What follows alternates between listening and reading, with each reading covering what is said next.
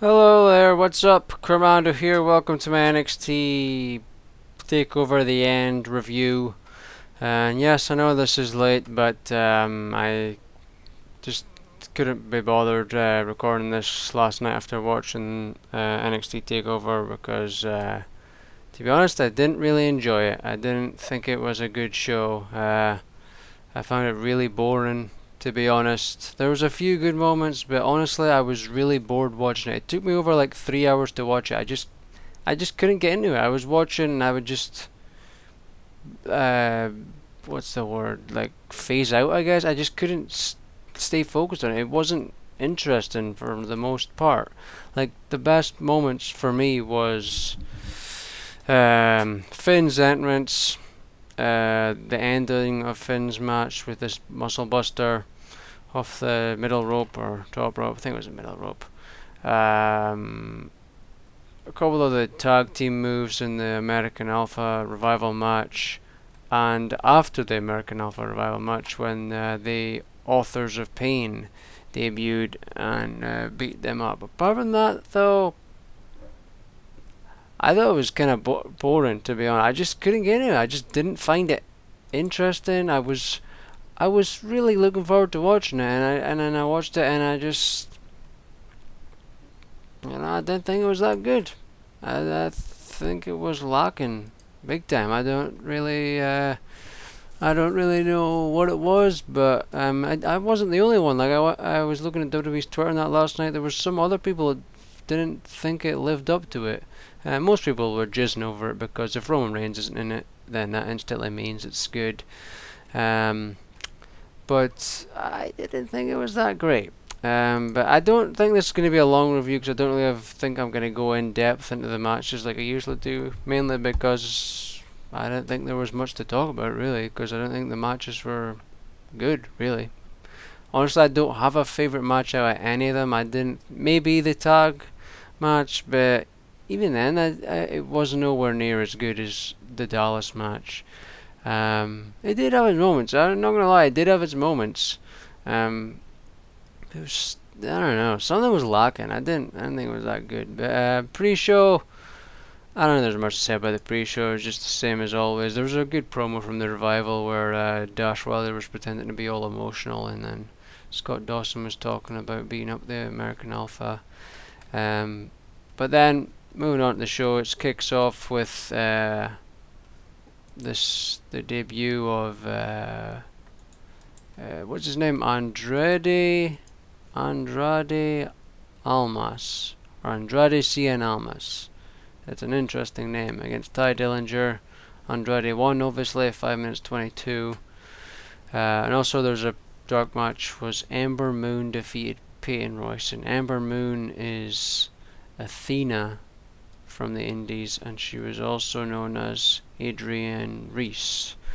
Coming up with some fucking weird names for some of these people, like what's his name? Is it Biff Music? I think he's now known as.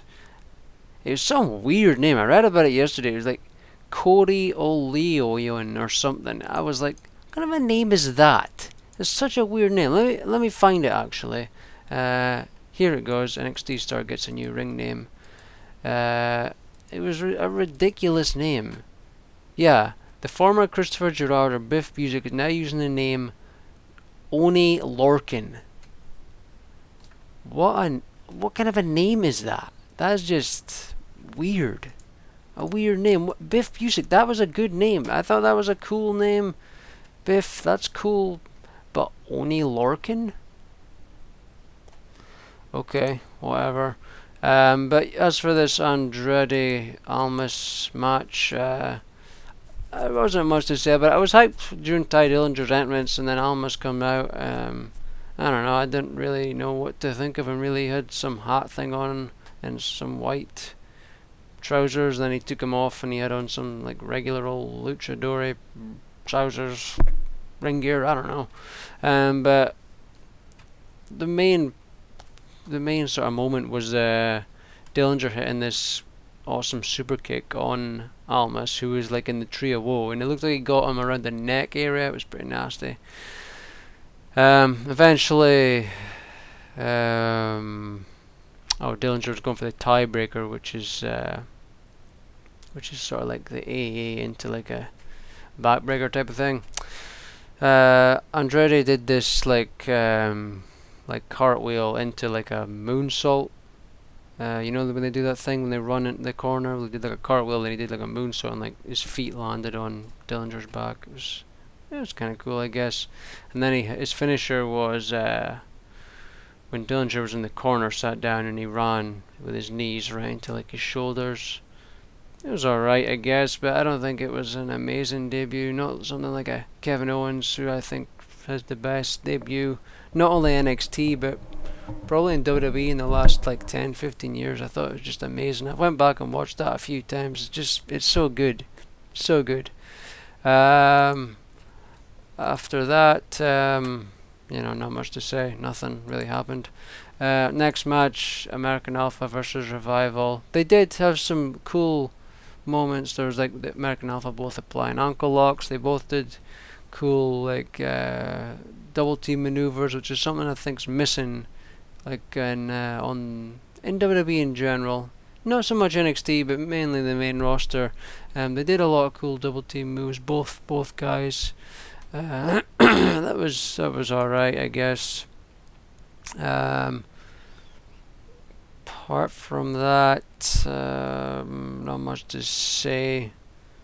Eventually ends with Jordan gets tags in, but Gable gets sent to the outside, and Revival hit the Sharp Machine on Jordan, and Dawson got the win. Then after this is when the Authors of Pain. What they weren't called that. They weren't referenced as that, but that's what they are called. I've seen them on the Indies. They were wearing masks at one point. On the Indies, sorry, on the NXT house shows. They came in and started beating them up. That was like probably the best part of the night was that for me. That was probably the time. That and the Finn Balor entrance was the only time I was actually hooked and interested in hooked in the show. The rest of the time I was bored, to be honest, for the most part. And they beat him up and hit some cool double team moves.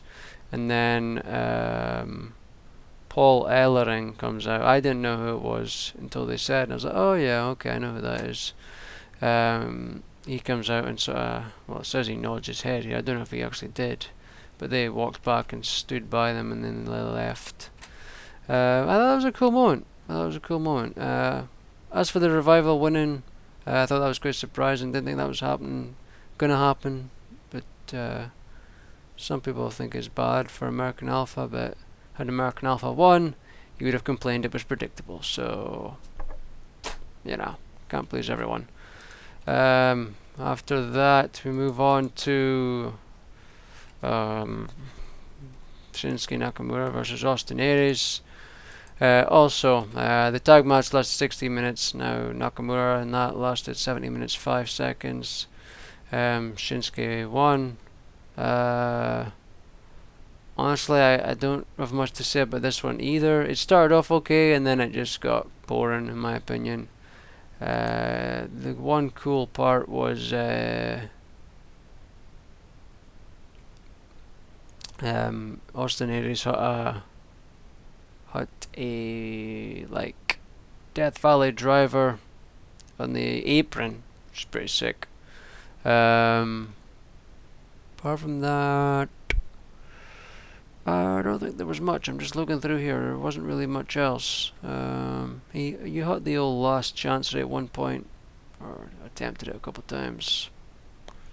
I liked when he did I love Austin Aries' suicide dive. I love it. I think it's awesome when he goes through the bottom rope. At one point he did that and he just went flying into the guardrail. And then Nakamura, I thought he did hit the Kinshasa at first, and so did Tom Phillips. But it was just a regular knee from the top rope or the middle rope, which I thought was just like an insane Kinshasa, but no. And Corey Graves raped Tom Phillips for it. And then he hit a reverse exploder suplex, then hit the Kinshasa, or Kinshasa, as Corey Graves would say, and then Shinsuke won. I didn't think it was that good a match again, but that's just me. I didn't like it. It was okay. I just couldn't get into the matches. I just wasn't. I don't know. I just couldn't get into it. When I started, I was like, okay, I'm gonna go and get my stuff to eat while watching the show, and it's gonna be good, and it wasn't. I don't know. I don't know. Anyways, moving on. Asuka defeated Nia Jax, 9 minutes 12 seconds.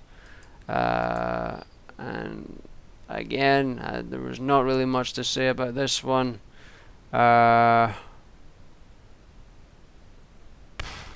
Just looking through here, nothing worth mentioning.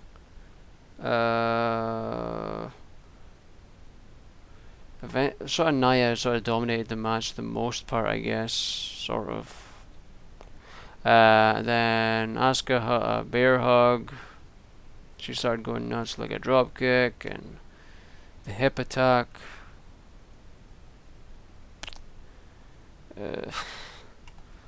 Eventually she turned it into an armbar. There was an armbar at one point, and then Asuka delivered a few kicks, and then one more final kick, and then that was it. I was like, oh, that's it. I was like, okay, no complaining.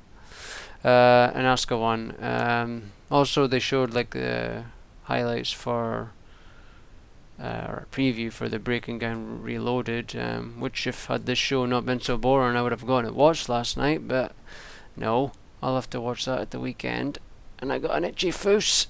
And then we've seen an interview from earlier in the day with William Regal, and this was probably the other cool moment. He's yapping away, and then you see Bobby Roode walking behind him, and just walks right past him and into like his office or whatever. And I was like, "Oh my freaking god, it was awesome!" And then Regal just turns around, and then he goes away. It was pretty cool. And next we see the cage lowering, which I was interested to see how they're going to do the whole cage thing.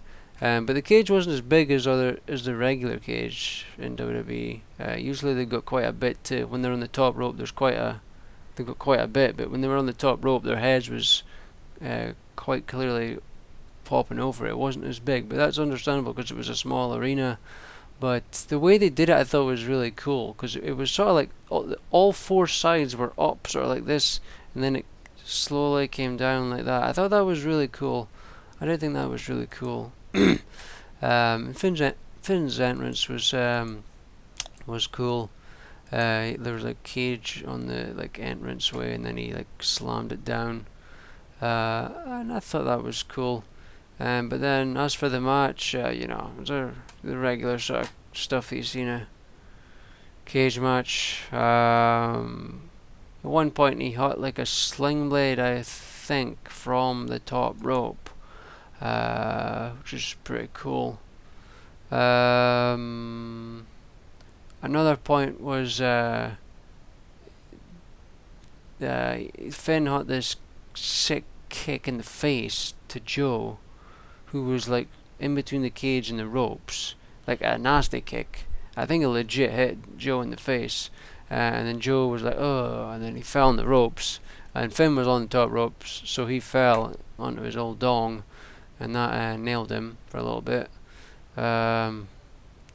Balor eventually had the coup de grace, but kicked out. He goes for the 1916 thing, or the Bloody Sunday, whatever. Joe counters for the Kikina clutch.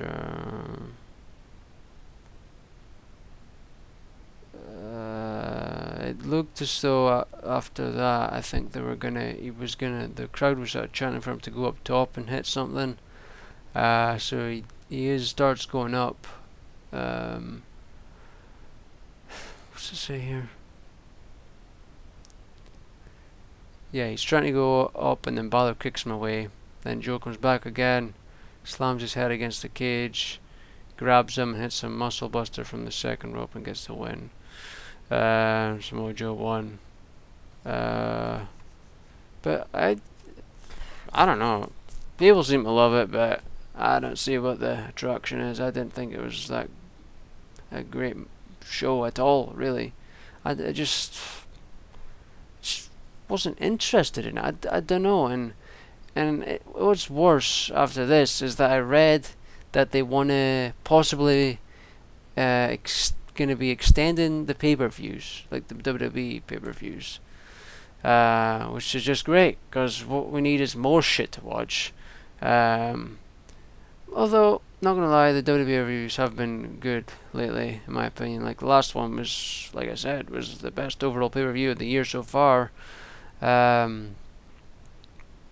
But go for quality over quantity. It's the same. They want to possibly make SmackDown 3 hours. If SmackDown goes 3 hours, that's gonna fucking kill me. It's too much. There's too much. It's stupid. They need to get over this whole quantity over quality shit and just focus on putting on a good show. Like Raw, 3 hours. It's too fucking much. But the thing is, it could be good if done right, and it's not. Like, usually I'm okay for like 2 hours, then it's fucking boring. But the show itself, I don't get it. They've got 3 hours, yet they rush the segments. Like the whole fucking Breezango, which is the most pathetic fucking name you could possibly think for Tyler Breeze and Fandog. I mean, that's the best you can come up with? Your fucking creative team is fucking shit! That is the most pathetic thing. When they came out with that and that was their name, I was like, are you fucking serious? That's the best you could come up with? That's fucking pathetic. Absolutely pathetic. But their segments, I'm getting a little bit angry here, their segments are so fucking rushed. This whole shit with the Golden Truth, which is another fucking load of crap. It's just shit. I like all these guys. I've nothing against these guys. It's the way they're being used is absolutely shit. And Goldust. I like Goldust, but holy shit, what a horrible actor. The voice he puts on when he's talking, that's about as convincing as someone telling me Dana Brooke's tits are real. Just pathetic. But the segments are rushed. So rushed. I don't get it. And the whole Rusev Titus O'Neil thing, rushed. Rushed every time. I don't get it. Like, you're trying to build this thing up, and then Rusev beats up Jack Swagger for the 479th time. Then Titus comes out, and then Rusev runs away, and then that's it. What the fuck? You have 3 hours, and you don't use them well. You promote some pointless shit, and yet you won't give these guys time to build these feuds. You got all the talent in the world, and you fucking waste it on shit. And it's so stupid. Like, I put so much time into watching WWE. Most of my free time goes to it, and a lot of the time it's fucking shit, you know. But I'm away to watch Main Event tonight, and that's the one show I actually like each week. It's good, and I'm looking forward to it because Dolph Ziggler is going to be on commentary. And he's been on commentary the last 2 weeks in the Main Event, but he's supposed to be there for the whole show this time, and he's also, I think he does commentary for SmackDown or something for one match. I haven't seen SmackDown yet, but I look forward to Main Event. I like Main Event. It's a nice, quick, easy show to watch. An hour is a good length of time. They do it well. It's paced out well. You know, I like it. You know, but it annoys me that they have all this talent and they don't use it well. It's so annoying. And why the hell is this so being weird? I don't know. I'm annoyed. And there was somebody talking about when I was looking at the thing about them extending the pay-per-views. Someone said about it would be worse if these 5-hour pay-per-views like WrestleMania 32 led to weekly 4-hour Raw episodes. And if that happened, there is no way I could watch Raw in one sitting. No way. And that's what I said in the response to this. It's too much. Too fucking much. Like, the 3 hours could be good if done right. And it's not. You know, all the talent in the world, and you restrict them so much. And I'm not talking about dangerous moves. You know, that's what some people think when people say, when I've said that, or I've seen other people say that they should be doing dangerous moves. No, I don't agree with that. They shouldn't be doing dangerous moves. But you shouldn't be restricting them so much in promos and in matches. Like, it's so obvious. Like, I don't really get why people love Enzo and Cass so much. And I was a big fan of these guys, but their promos are so scripted. You can so tell it, especially with Cass. Um, uh, but like the Enzo and that, they say stuff, and the crowd gives them no reaction. They just want to do the soft thing, and the intro. And most of the time, the rest of it, they don't react to. There's the occasional thing that's kind of funny, but the rest of it, like Enzo's like going nuts, and you're expecting like a big payoff, and then nothing. Clearly it's been scripted by some ferret. I don't know. Like, it went from that great pay-per-view thingy, Extreme Rules or whatever it was, the last one, and then back to shit. You know. But that's it. I've had my little rant for today. That's good to get some anger out. It's good. I didn't think I was gonna go on this long, 'cause I didn't like the show, as I said, but yeah. Tell me your thoughts. You probably don't agree. You probably loved it.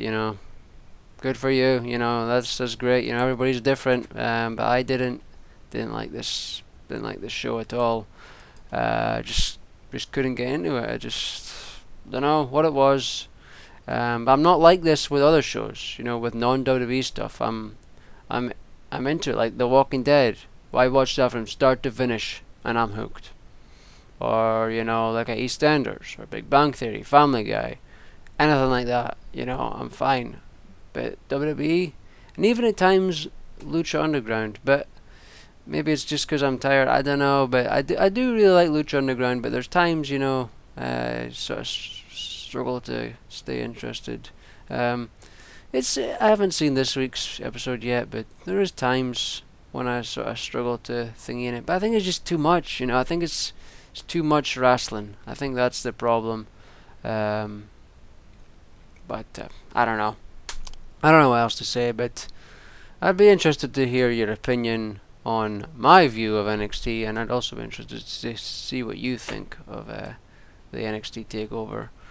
But yep, that's it. I don't have anything else to say. I just wanted to record this as soon as I got home and got showered and what have you, so I can get this up tonight at some point. I was hoping not to go on this long, but that rant that probably lasted a little while. I don't know, good 5 minutes at least. I think got a little bit angry there, but yeah, it was understandable. I kind of had not a shitty week at work. It was more yesterday. There's some guy, I kind of just lost it with him because his attitude is fucking pathetic. You can't say anything to the guy, and you just get fucking attitude from him. And I just lost it and kind of went mental at him. But yeah, I've spoke about that idiot before in videos. I spoke about it like 2 years ago when I did The Walking Dead season 2 episode 5. I spoke about him. The guy is just a fucking idiot. He was going on about saying he's cock-handed or something, and I had no idea what the fuck that was. And I looked it up yesterday, and it said that it means inept or clumsy, and I was like, oh well, that explains a lot. But that was his excuse for not doing something right or something. And I was like, and just fucking get on with it, You sure it's awkward or whatever, just fucking get on with it, He was using some big like sledgehammer thing. And yeah, it's fucking awkward. If I was doing it, it would be awkward too. But you just gotta fucking get on with it, You're always making excuses and just fucking attitude all the time. You just say anything to him, attitude. Fucking asshole. But that's it. I'm done. My raging is done for today. I want to go and watch Main Event and what have you. But that's it. Thanks for watching. If you did, be sure to subscribe, hit that like button, and I'll see you next week for Money in the Bank predictions. Yay. More wrestling. But hey, the pay-per-views have been good with WWE. The main roster pay-per-views have been good. And maybe we'll find out more about the whole draft thing. The only thing about that I'm looking forward to is SmackDown being live. The rest, the whole split thing, I don't really care about because they've actually been doing feuds well. I felt on both Raw and SmackDown the last while. Um, but still, they still rush stuff. They still rush stuff. But had my little rage about that already. We don't need to go into that again. That's it. Bye.